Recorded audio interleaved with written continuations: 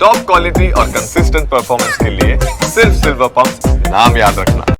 તો આ તરફ અમદાવાદમાં ગઈકાલના વરસાદે વટવાના લોકો માટે મુશ્કેલી સર્જી હતી।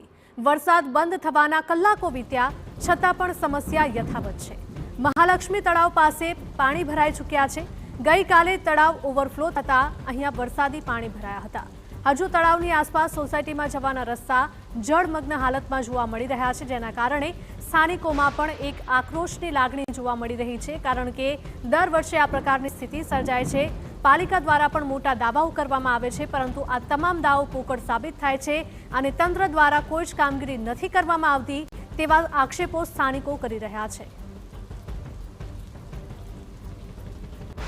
શહેરમાં પડેલા વરસાદે વટવા વિસ્તારના લોકોની મુશ્કેલી સર્જી છે, કારણ કે વરસાદના વિરામ બાદના કલાકો બાદ પણ વટવા ગામમાં પાણી જે છે તે ભરાયા છે। આ દ્રશ્યો જોઈ શકાય છે કે જે વટવા ગામ પાસે આવેલું જે મહાલક્ષ્મી તળાવ છે કે જે ઓવરફ્લો થઈ ગયું હતું અને ત્યારે ગઈકાલે પણ જે કમર સુધીના પાણી હતા, છતાં પણ આજે વરસાદે વિરામ લીધા બાદ પણ અહીં દ્રશ્યો છે કે જે જોઈ શકાય છે કે જે અહીં રોડ ઉપર પાણી છે તે ભરાયેલા છે।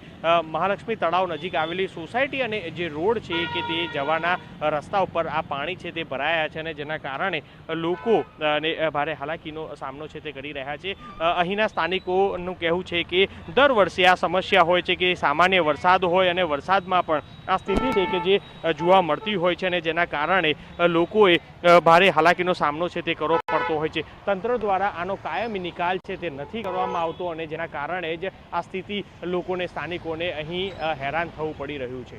કેમેરા પર્સન દીપક સેન સાથે મિહિર સોની, TV9 અમદાવાદ।